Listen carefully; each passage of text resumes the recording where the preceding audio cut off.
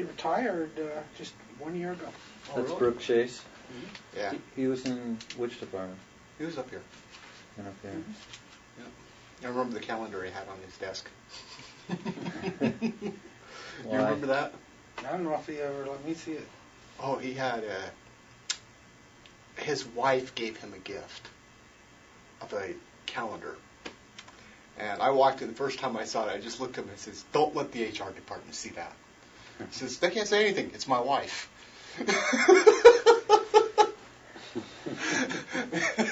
One can only imagine what this calendar looks like. Well, let's put it this way.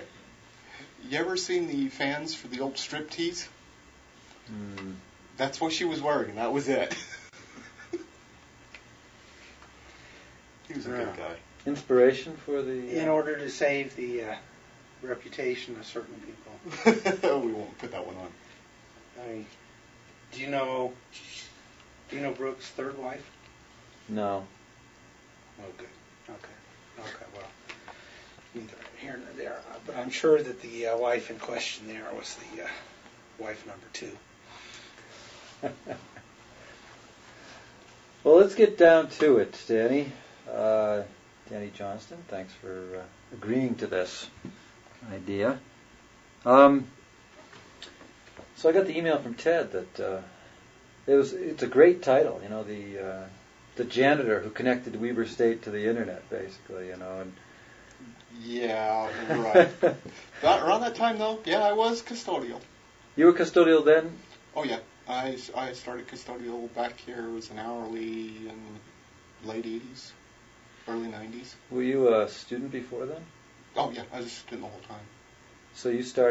So when did you start going to school here? Early 80s? Late 80s, early 90s. Late 80s, early 90s. And CS, computer science. Oh, yeah. Definitely. Had you've been playing around with computers before that, though? My dad was a programmer for Hillfield.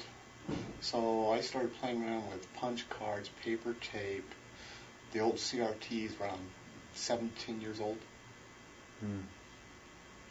So, yeah, I was always playing with computers one way or the other. When you came here, were you right out of high school? No, actually, I graduated in '84 and took time to play around. So it was 86 to 88, somewhere in there that I came in. Okay. And with the punch cards, cool. Punch cards, old paper tape, the old printouts back before we had graphics where you'd punch out the characters. The green bar paper. Oh yeah, the green bar paper. I had a Snoopy done up at Hill, just with text.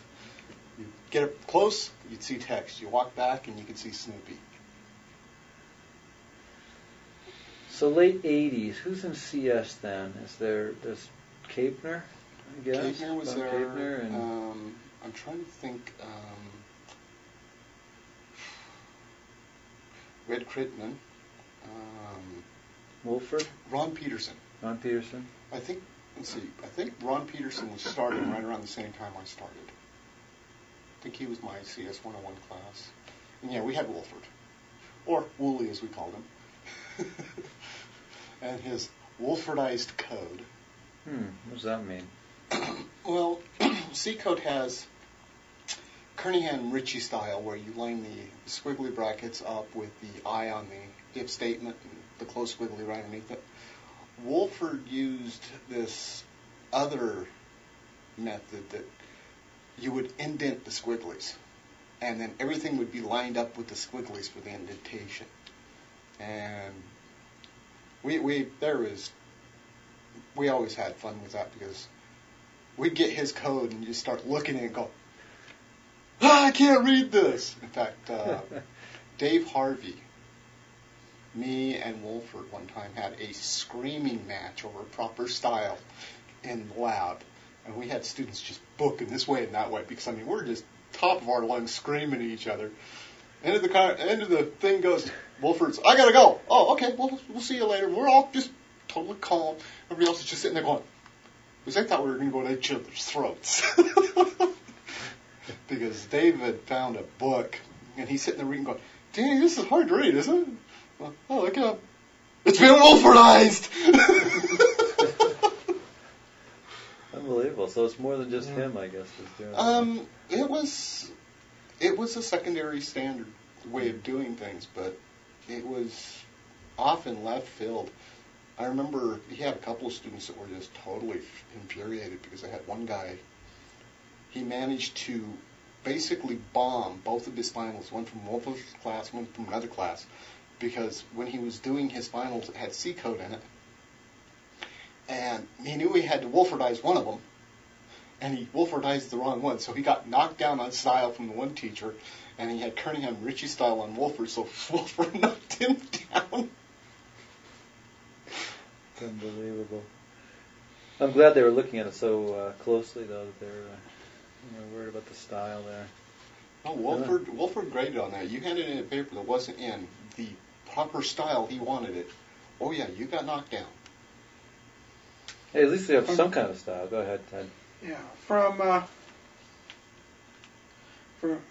my perspective, I think you are an interesting person to talk to from the standpoint of Weber State's IT history, because obviously one of the big things that's happened in IT over the last 15 years or so is the internet. Yeah. And I might learn today that I'm wrong, but from my perspective,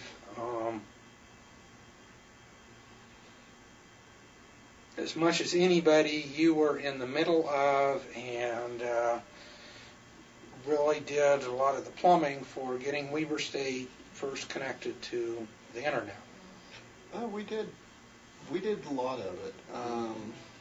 How did, and I think you mentioned that actually before the institution got interested in the internet, the computer science department got Yes. connected. Tell me about that. Well, originally, when we first started trying to get hooked up, we had a gentleman by the name of Wes Peters and his brother. They worked at Unisys. And originally, our first connection to the internet, well, it wasn't even the internet at that time, it was the UUNet, was actually dial-up modems using UUCP to connect up to them. And as the internet started blooming, You connected to Sperry we connected to or Unisys?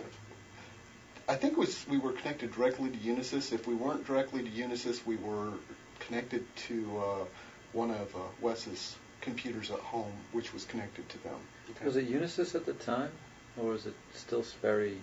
It was Unisys at the time. It was Unisys at the time. But Where you say when we were interested, who was we? the computer science department. Students, faculty, both? Most of it was student-driven. There was me, Terry Lambert, Wes Peters, Johnny Peters, Val Karchner, and Dave Martin, I believe it was. And we were running the computers down there pretty much. There wasn't anybody who was being paid to run the computers. It was all student run. And we set up and decided that we wanted to get hooked up for like UUCP News and stuff like that. So that's the way we first started out. After we started looking at the internet, it was eventually we're going to get the internet. We knew it. So we wanted to make sure that we got the Weaver.edu domain and a Class A network space. I think that's what we have, isn't it? Class B. Is it Class B? Mm-hmm. All right, then it wasn't Class A. But we knew we needed the network's addresses and the names. So I believe it was Dr. Kavner got the money for it, and we went out and grabbed the addresses up and grabbed the namespace up. Do you remember how expensive it was back then? Off the top of my head, I do not know how much you paid for it. I think the prices ran anywhere from $35 to $50 a year Yeah. for each. So the name would cost about that much. The address space would cost about that much. Who was controlling it back then? It was all done through, I believe, internet. That was before we had the branch off of all the people selling network addresses, and it was all done through the government. It wasn't until many years later that they actually split up and you could buy domains from Joe's Domain Place. Right. And there used to be just a central repository for the addresses. So you were telling a funny story earlier that... Eventually, it was after we had got all the address space together, and we knew we didn't have a connection, the campus finally started looking into getting an actual connection to the internet. And they decided they wanted the Weber.edu. And they asked for it, and it came back that somebody already had it. It took about 3 or 4 days before somebody looked at the records and realized it was licensed to Weber State University Computer Science Department. And they're coming down going, we were going to get this, but you guys already got it. We're like, yeah, we got the name. We also got this address space. I hope you're not getting more address space. Oh, okay. A class, in this day and age, Class B license is valuable. Oh, yeah. Yeah. Extremely valuable. It's how, we, a lot of institutions in Utah don't have a Class B license. It's been quite a luxury for us to. Is that true? So there's only a couple institutions, academic institutions, that have Class B? I believe so. Well, there's quite a few of them, but the problem is that the way the address space is broken up, there's not enough address space.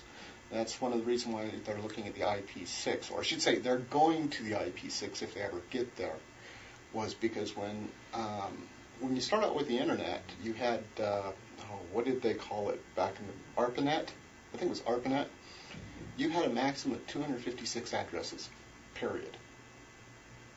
And once they got it where they thought, yeah, this is going to work, they increased it from 1 byte to 4 bytes worth of address space, and they broke them down into Class A's, Class B's, Class C's.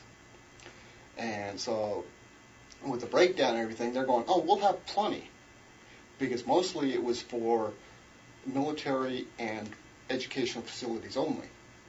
But then companies started coming in. Companies started going, hey, yeah, this looks great. We'll get on board. And they found out that they didn't have near enough because the way the addresses are broken up, you have, I believe it's 127 Class A's. And that's including the loopback Class A, which by itself is a Class A. Nobody can use the address space 127 dot whatever except for loopback devices. And Class B's were 128 through, let's see, 128, there's 64, forget it, I'm not doing the math. But you have 64 Class B's, and then the rest was Class C's. It wasn't until late 90s that they started looking at it going, oh boy, we're having problems, and they actually took a bunch of the Class C's and said, we're making Class D's and Class E's for just between routers. So we've held on to the Class B. No one had the authority. Once you got it, you got it. Mm-hmm. Oh, that's interesting. I didn't know that. Who? What? Do you recall who was it from computing, or who was it who approached the computer science department? Can you recall? I don't.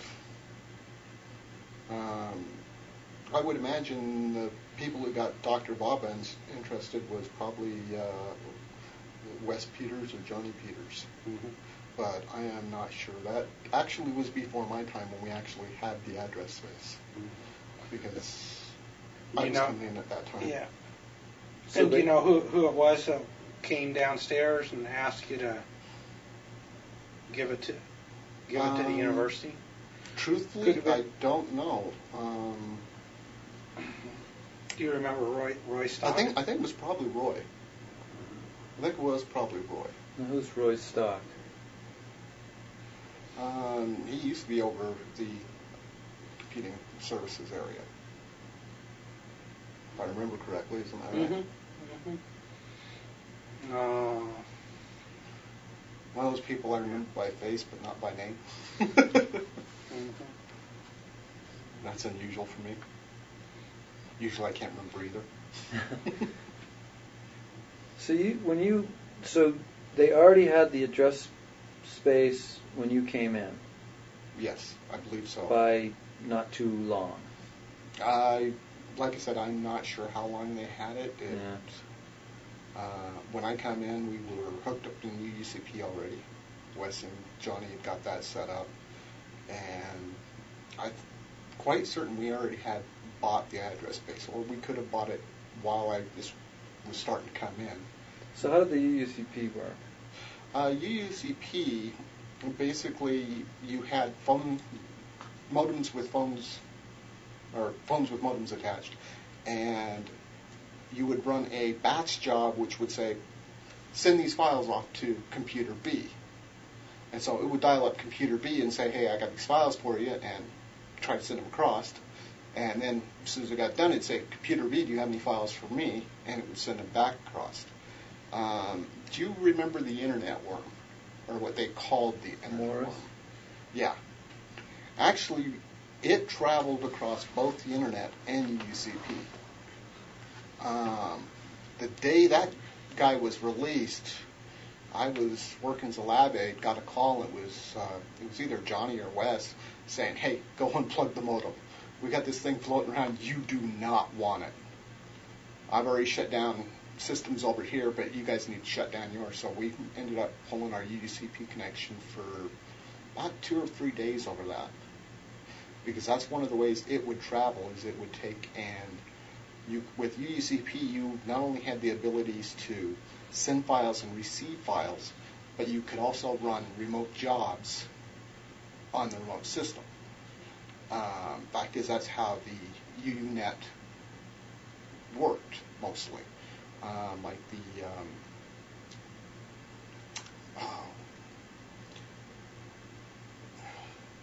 Usenet News. Basically, what would happen is Site A would call up and say, "I've got these files," and send them down, and then run a job to incorporate them into the UU News database. And anyone's created there would also be reset up and sent back. So UUCP is a call-on-demand job type thing. So Wes and Johnny. Yeah, Wes and Johnny were at Unisys. And I think one of them or both of them worked at Unisys at the time. Now, was it a local call, essentially? You were calling from here to them? It was, I think we had, like I said, I think we had an intermediate system we were calling into. But it was a local phone call from us to the nearest hop, and it was a local phone call for them to the next hop. Okay. None of it was long distance. And is that the way it typically worked? You found people that were still local, and then... Yeah. You'd tie into net locally, and if you wanted to send a file to someone, it got pretty complicated, because unlike today where, say I want to mail Joe at Hotmail, I put Joe at hotmail.com. With UUCP, you would say, I want to send a mail message to Cyrus, ! Guinevere, ! Whatever, ! Hotmail, ! Joe. And as it would go, the system would grab it and grab the first part before the exclamation mark and say, oh, I want to call this system here. And then it would tear that part off. That system would get it and grab the next section, and I want to call this system here. So you actually had, in the address space, the route it would take to get to someone. So to get onto the internet, would you get to U of U at some point? It's through local calls? the different nodes down to University of Utah? Actually, no. Most of it, we would local call to the local machine to get hold of Unisys, and Unisys at that time had a internet connection. Okay. And if I remember correctly, when the worm went out, they ended up pulling their internet connection. I know at that time, most of the MILNet on the internet went away because this thing started crawling around and they just cut it off. And the sad thing is that if it wouldn't have been for what Morris claimed was a error in his code, that thing still could have been crawling around the world today. Because the problem it had, and even UCB Berkeley, when they re-engineered the code, looking at it, he had a logic error which said, it was supposed to have said, if I've already infected this system, don't do anything. If I haven't, fork off a copy and start calling this place, fork off another copy, start calling this place, and propagate that way, and there was a reversal in the logic bug, or in the logic, which basically what would happen is it'd come in and it'd just start calling this place, and it'd call this place, and it'd call this place, one process. But if it already identified that it'd been on this system, it forked like mad and just drove the system into the ground. It actually used the security holes that was in UUCP at the time, still is, in fact, and the get S bug that was in most finger daemons, where they would overrun the buffer and go to the next buffer and put in /bin/shell and pull the shell. So What does UUCP stand for? Unix to Unix copy. And these are all Unix machines for the most part? For the most part. And what about here? We had a Alpha Micro running Ultrix. We had a Unisys box running, I believe, a variety of System 5. I think that was the two Unix boxes we had downstairs, and they were the ones that were doing all the transfers. We did have one VMS box running VMS, of course. So what, and Ted was getting to this too, was when did it come down that the campus wanted to connect up? That was, and were you around at that time, Ted, Yeah, as he well? was around. And where were you? Were you in computer science or? He was computing service. You were computing services. Wasn't he? You were in English? Look at the grin. Yeah, those were that would have been somewhat fighting words. I was in academic computing. Oh, I see what you're saying. A whole nother issue. Yes. But which was physically located up here. And we were with the group that was called Computing Services. No, I misspeak. Actually, we were organizationally, we were blended together there, although we were within Computing Services. We were two different branches. My understanding was that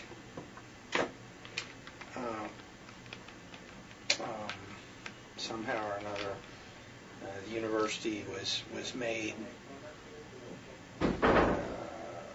aware that the NSF had money for connecting universities to the internet, what was called the internet, and that this was a good thing, and that we should get ourselves connected, and that they had the money to do it, and we should apply for a grant to do it.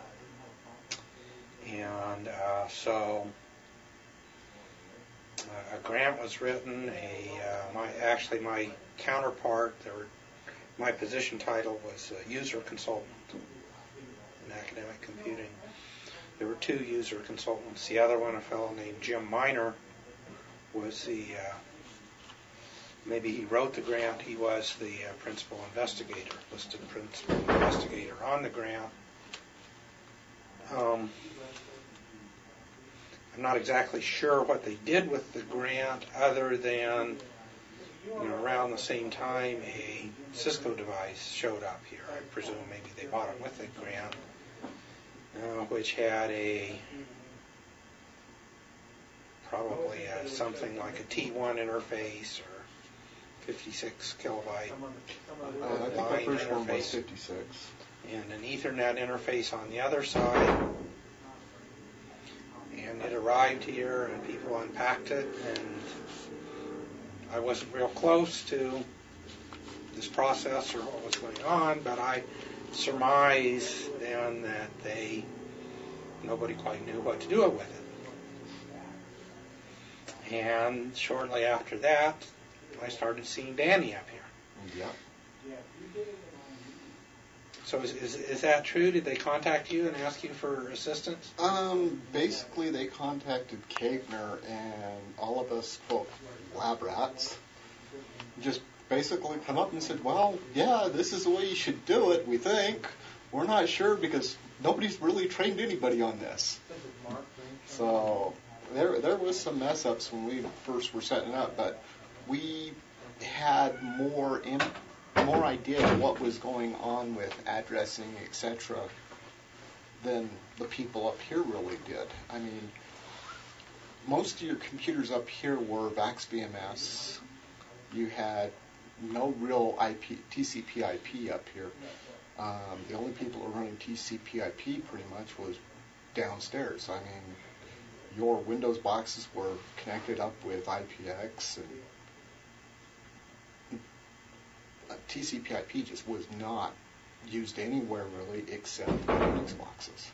Were there were Windows boxes at the time?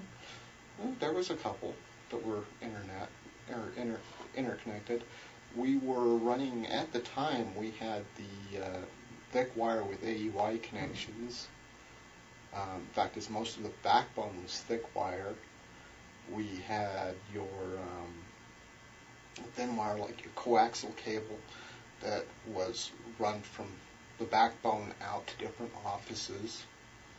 The fact is, we had one professor that got looking at his box and says, why do I got this T thing here? I'm at the end of the cable. Plugs it in, brings down the whole network, and we had to go, or the students had to go scream at him going, you can't do that. Now that's interesting. So the students go and scream at him. At the time, students were the ones running the computer science area. I mean, like I said, there was nobody being paid for it. Dr. Kavner, back before I started in, when they first got the VAX boxes, went, hey guys, we got these computers. You guys want to run it? Dave Martin and Val Karchner said, oh yeah, we'll run the BMS box. And it was Johnny, Wes, and Terry that said, oh, we'll run the Ultrix box. And fact is, the only reason I got started on it was I started poking my nose around and found a user named Jay Hawk with a user ID of 0 and a group ID of 1. And I looked at that and went, that's right. Hey, don't have a password. Walked over, sat down next to Johnny and says, hey, Johnny, look at this. Jay Hawk, no password, ID, I'm Rut. And I got about this big around, went, oh. And they said, you got to be around here, we need you. No, it was basically, can you get rid of it? I says, yeah, can I add myself a R account? Yeah, sure. Because we had the root, and then we had a R Terry, and a R Wes, and a R Johnny, and so I went and added an R Danny with UID of 0, put a password on it, and I basically, after Johnny and Wes had gone off a little bit more, nobody was really there, I started running the Ultrix box. All of our work was voluntary. Nobody got paid. Not even as lab rats. Well, lab rats was the people who basically lived in the lab. Okay. The lab aides, now we did have lab aides getting paid, but lab aides were just there to help the users. The lab rats, we were the ones that were administrating the system. In fact, Dr. Kavner's daughter, I can't remember which one, basically gave the guys the nickname Lab Rats because we were always in the lab scurrying around. And it was late 90s. She came back and was visiting her dad, came back to the lab, and one of us popped off with a comment about a lab rat. She's just sitting there with her jaw hanging on the ground because it was supposed to be an insulting term, and we took it and just ran with it. Now, lab rats were basically the people who had keys into the lab. I mean, at that time, there was, I don't know, maybe 10 people. I don't know, maybe now. Let's see, there was probably 6 or 7 people actually had a key to the outside door so that we could get into the lab, get into the back room, and jump on the console and take care of what problems there was.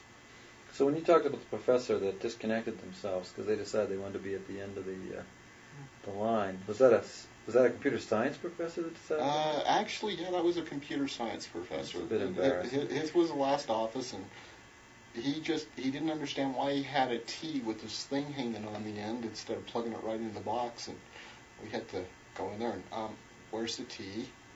Oh, well, I didn't think it was necessary, so we grabbed the T, hooked it back on, says, this is a terminator. This has to be hooked up. This is why it's hooked this way. Oh, okay, I won't undo it again. What was the net? Was it token ring or Ethernet or? It was Ethernet, but it was cross coax cable. Their network down there. Yeah. It's still there, hanging out the. Yeah, there's actually in the offices in the hall up here a segment of it too, that's still hanging out. Mm-hmm. Coax cable comes up, goes to T, and right back down. Yeah. At that time period, I mean, thin wire. Yeah, I still have something hanging from the ceiling in my office. I think Dr. Capner still has a couple of AUI cables hanging down from up here. Around that time, the university started laying some fiber optic cables. So what to connect the. What time is this? Building. This is 90 something. 93 maybe. Yeah, 92, 93. Yeah. And again, the time frame that the university had started having the discussion about Weaver.edu and. That was early 90s. Early 90s. Now the only lab rat or computer science student that I can recall seeing up here actively helping people was you. Yeah, that's pretty true. Do you think that there were others involved, or did you just consult with them and then come up and help? There was others involved. The thing was that most of the lab rats, like Johnny and Wes, had a job outside the campus, and they were basically graduated, so they were volunteering their time. We had Dave and Val. They were working at the time, doing their student stuff, so they weren't around much. Terry, I think, was also working at. I think he was working at Century Software. So they really weren't around that much during the day. Mm-hmm. We'd get together and throw things around at night, but mostly I was the only one here, so I probably was the only one that was seen. Because at that time I was a student, I was up here all the time. One of the first things I presume that would have needed to be done was to configure the Cisco box. That what was it? What's that called? AGS? ASG? AGS? What is that? And is that the Cisco box we have in the display? I think it is. Probably is. Let's go look at it sometime and see. Did you configure that box? I did not configure that box. I had no clue how to configure that box. I knew how TCP/IP was supposed to work, and we sat down, and I believe when we bought the box, somebody actually came in from Cisco because nobody really knew how to configure it. Mm-hmm. And we told them, look, this is the network we're using.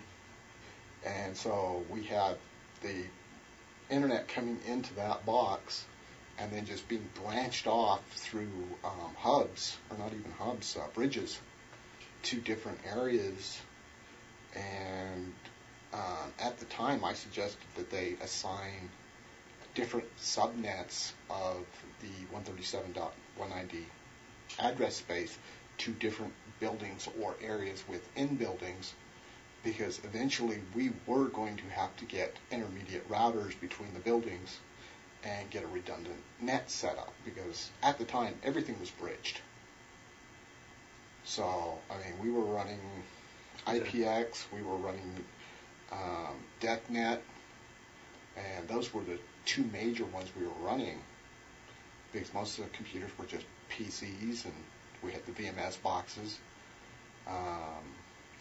One big flat address space. It was one big flat address space, and we sat down and carved it up into subnets, but they were only logical subnets between the buildings, because eventually we knew we were going to have to get routers in between them. And if I remember right, I rather got chewed because I didn't tell them quite right, and it was like, well, guys, I'm new to this too. I mean, I'm telling you what I know, what I've learned on my own, and yeah, it's possible I've made mistakes, but you are going to want to put routers in. And you don't do something like this, you're going to end up with a real headache when you try to put your router in, because right now everything was just, like I said, bridged. And they weren't even really smart bridges. The other big thing that needed to be done, at least from our perspective, you guys had machines that were already running TCP and probably running TCP applications already. Yeah. But to make them, this campus up here, mostly at that time, ran on the VAX. So the thing that needed to be done was to load an TCP/IP protocol on the VAX. Right. Were you involved in? Do you know? Were you involved in configuring that? I wasn't involved in that because that was, like I said, on BMS, and if anybody downstairs would have been involved in that, that would have been probably Dave Martin and Val Karchner, because they were our VMS gurus down there. So where it would be installing that, they probably were the only persons that downstairs who knew how to set it up. I mean, we had, with what we had downstairs, we had homegrown applications. It's like our printer was off the VMS box. We had some Unisys boxes, we had the Ultrix, and we actually wrote our own printer daemon software that was sitting on the Ultrix box because it was a cross between VMS and Unix. And we had all of our TCP/IP machines connecting up to it, and from it, putting onto VMS, sending the VMS box and going out to the printer. And getting information on the VMS system was, well, extremely difficult. Dave was one of these people that, oh, you're not supposed to know about that. I'll take care of it. So this is Dave who again? Dave Martin. Dave Martin. Was he the Val's running buddy? Yeah. They were. They were at that time very close. See, I was kind of low profile, but kind of at the beginning of that era, I was a student downstairs. Johnny and Dave and Val. Terry, I think was there at that time too, wasn't he? Yeah. He was. I didn't really know him. I benefited from all the work that they did as a student because they really set up the lab environment down there. So you were a student down there before he showed up? Could have been. My graduation date was '88, but I think the last classes I actually took were in summer of '87, last CS class. That would have been right before I showed up. But you have a degree in another field also, right? Before you went to computer science? But that was years? Several. Several. Oh, okay. Yeah. From Weber State? No. Oh, okay. But you were working in academic computing before. No, I started. I had classes in '87. Well, probably 85, 86, and 87. My official graduation date was 88, and then I started working here in December of 88. And academic And computing. we started, and gosh, I really can't recall when I first heard the phrase internet and the idea that we could connect, in a direct way to other places. Well, if you don't mind, I'd like to take a quick break. So you were going to ask a question. Danny, I was at some separation from the process up here. I was not part of administrative computing. Mm-hmm. I wasn't close to the operation of the VAC system, and so I didn't really know what was going on with it. There was a period of time when I seemed to see you up here frequently, and I can recall in some staff meetings I don't know if this ever got back to you, but some discussions, and I might be misremembering this, but some discussions about the extent of your privileges that you had on the VAX. I didn't have any privileges on the VAX other than the student account. Really? Well, maybe I misread. There could have been people suggesting that we were given privileges, but at the time, since the VAX was running accounting and all that other stuff, they were like, no. Now, I did have privileges on the VAX system that we had downstairs, but with the systems up here, no. In fact, I'm pretty sure that a couple of people had suggested to give us some privileges, and they looked at it and said, no, we cannot do that. These are not employees of the campus. These are students, and we weren't exactly trusted. So you're never paid for the work that you did up here? No, it was strictly voluntary. All of our work down there, except for like being a lab aide, was strictly voluntary. And even the work that you did when you came up here to work with Bruce and Brooke and Roy? Yeah, that was strictly No, voluntary. I didn't realize that. I assumed that they were... Oh, no. Oh, they're cheap buggers. They should... Well, we would have liked it, but mostly they were, I hate to say this, totally clueless on the TCP/IP, and we were the only ones that had experience, so they were trying to pick our brains at it. Mm-hmm. Oh, absolutely. And we didn't have a problem with it. We were just trying to help out the campus. Yeah, I'll say, I kind of said this, at that time, the culture and thinking up here was entirely VAC-centered. DECNAT and LAT were all anybody cared about in terms of protocols.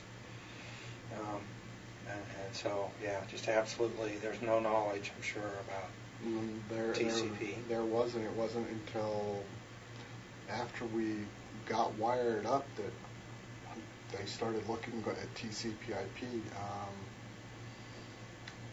They were, well, it was basically us against them situation, and we were the competitor, but they were picking our brains, and we were happy to let them because we wanted to get the campus on the internet, and the CS department couldn't pay for it. I mean, we got the address space and everything, but there was no way we could get the connection. And through the grant, they were able to get that connection. And the equipment. And the equipment to hook it up. So we were just like, oh, great, we're going to be on the internet. Let's help them out so we can get our Usenet news and everything else that we're hooking up with. News was a big News was a internet big- application Yeah.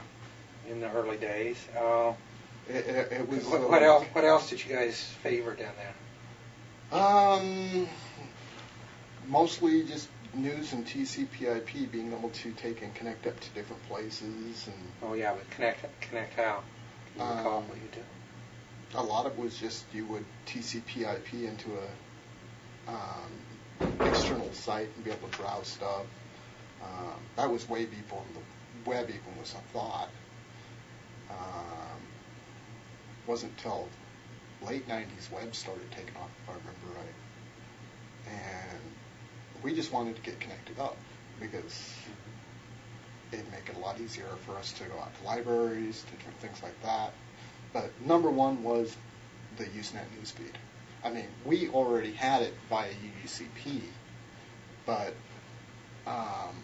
you would post something, and with the way UUCP works, with this system calling this system, like I said, it was a cross between call on demand and call on time. If you had a lot of files, it would call. If you didn't, it'd wait until a certain time period and then call. And you'd post something on the internet or on the Usenet, and it would take up to a week for it to propagate across and other messages to propagate back to you. We got it hooked up to the internet, and it was like, post this, and the main servers were already being notified as soon as you got done posting. So that was the main one, was the Usenet news. What about email? Email back then really wasn't anything major because nobody was really connected. You had the UUCP mail that worked quite nicely, but you had the delays. But most of it was the news groups, alt.binaries, alt.sources, stuff like that. Of course, we know the number one was alt.sex, but The kind of the first thing I noticed about being on the internet was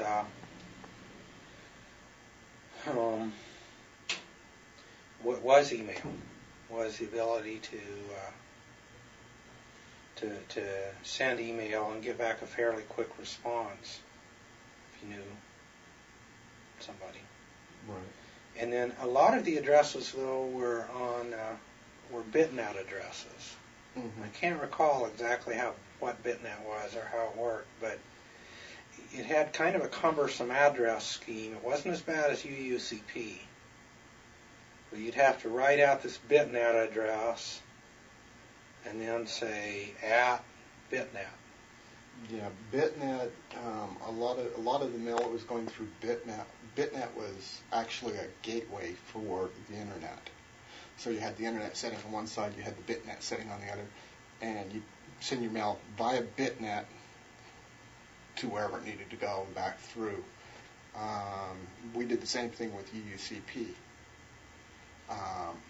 We would jump to different UUCP sites, and if one was connected up to the internet, we could go from that site and jump 30, 40 addresses and continue our path.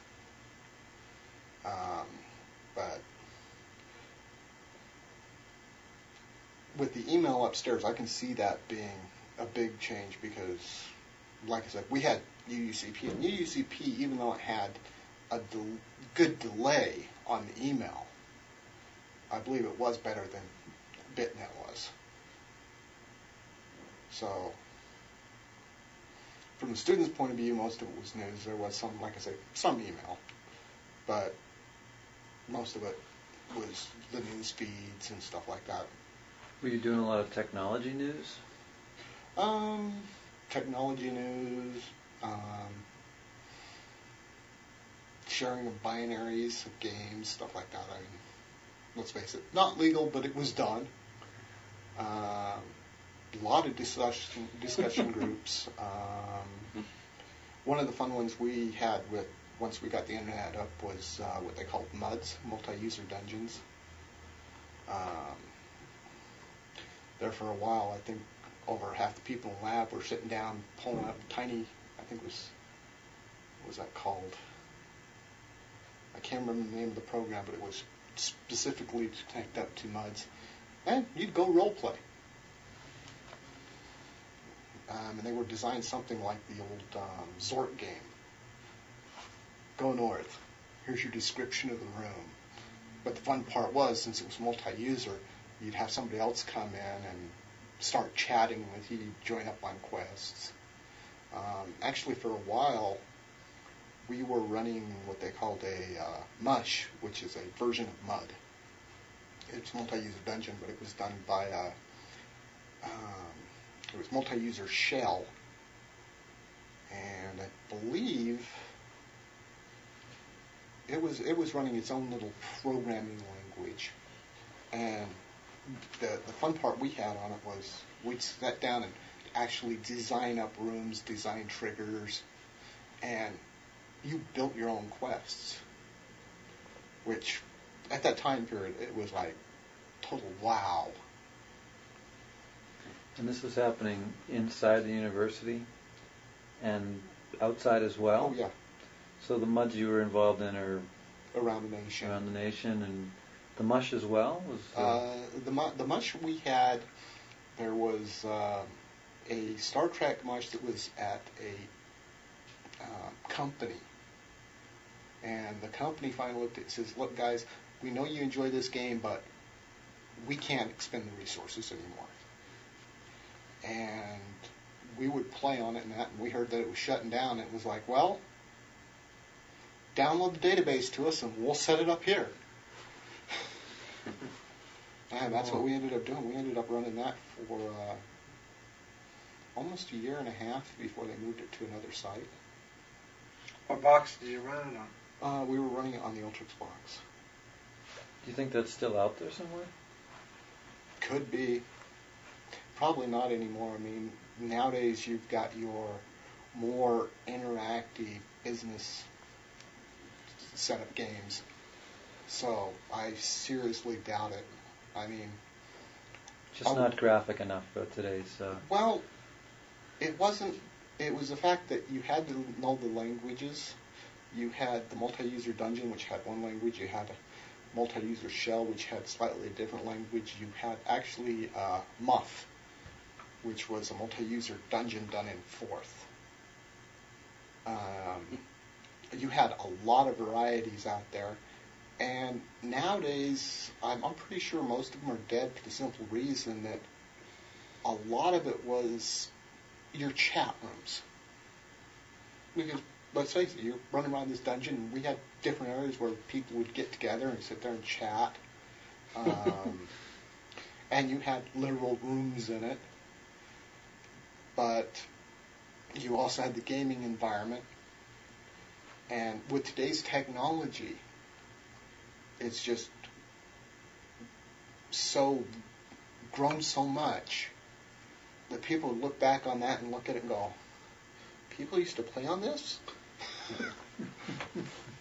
Because, let's face it, you got World of Warcraft now. You go in and you've got a true graphical environment that you're running around. And you're still chatting back and forth, but it's a lot better than go north and have this description show up. Do you guys use like Archie and Veronica? Do you remember those? Archie, if I remember right, wasn't that a database search engine? Yeah, kind of. Yeah. Search for different I think things. executables. Yeah. Nowadays I've got BitShare and BitTorrent and the GNU Telenetwork. So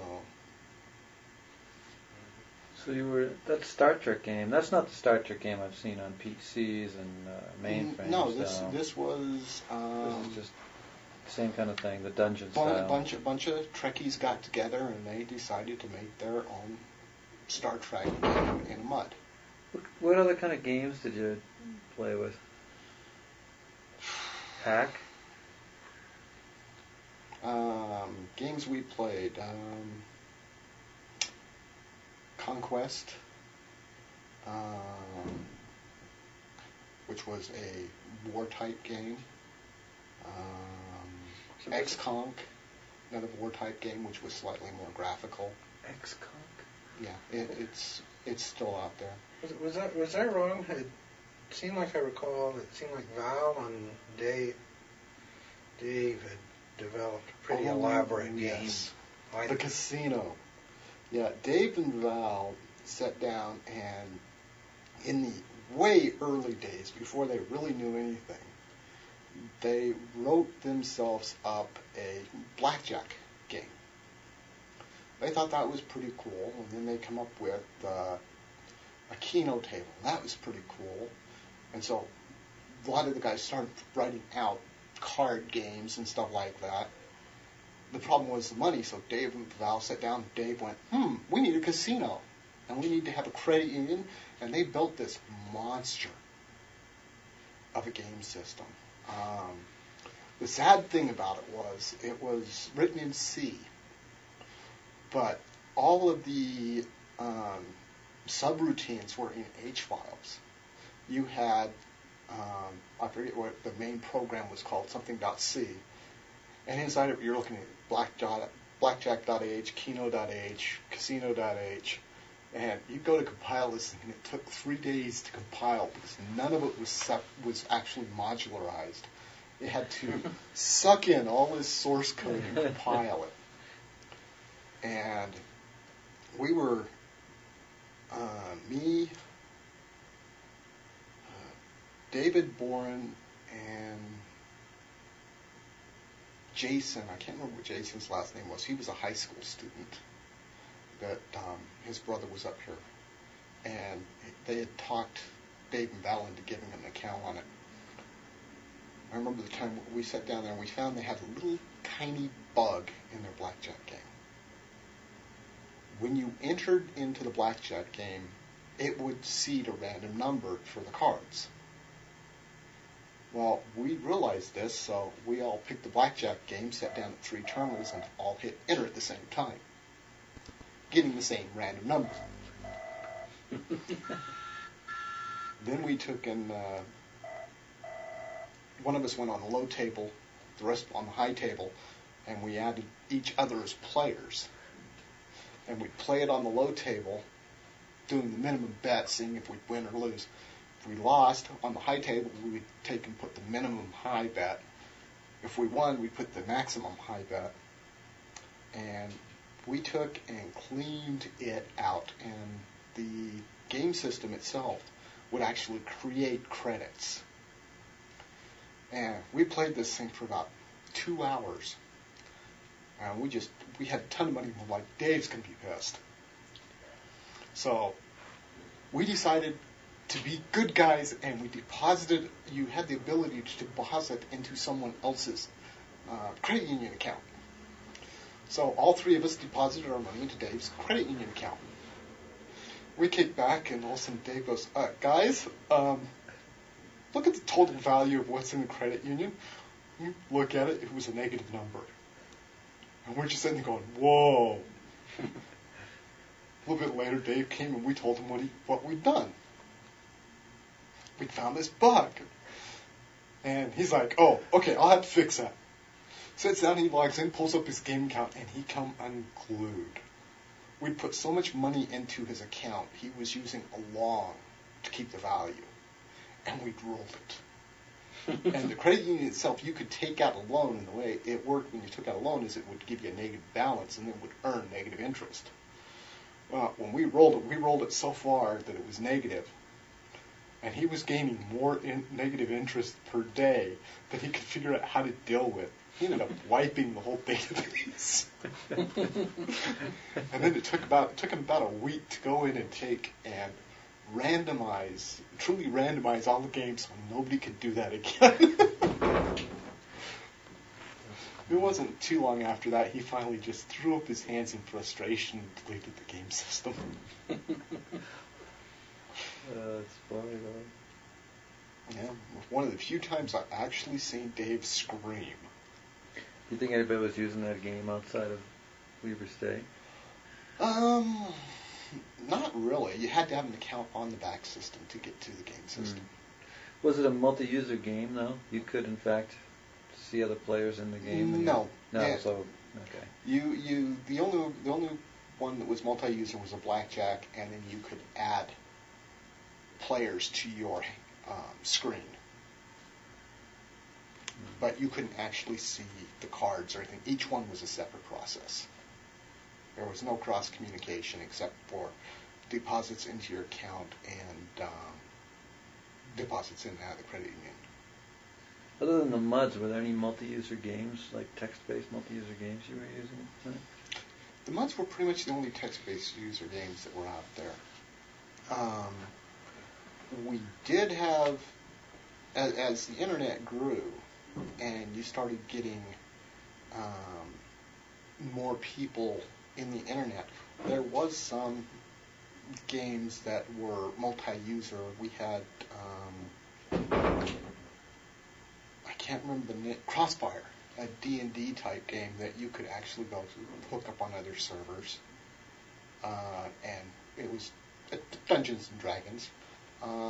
There was also a Star Trek game, which we could run on the Unix Xboxes, that had multiple people, and you'd fly your spaceship around and try to blow all the other players out. But there wasn't really too many that were multi-user at that time. What about the binaries? What were you trading? What kind of binaries? Like stuff that would run on a PC? Stuff that would run on a PC. Games? Games.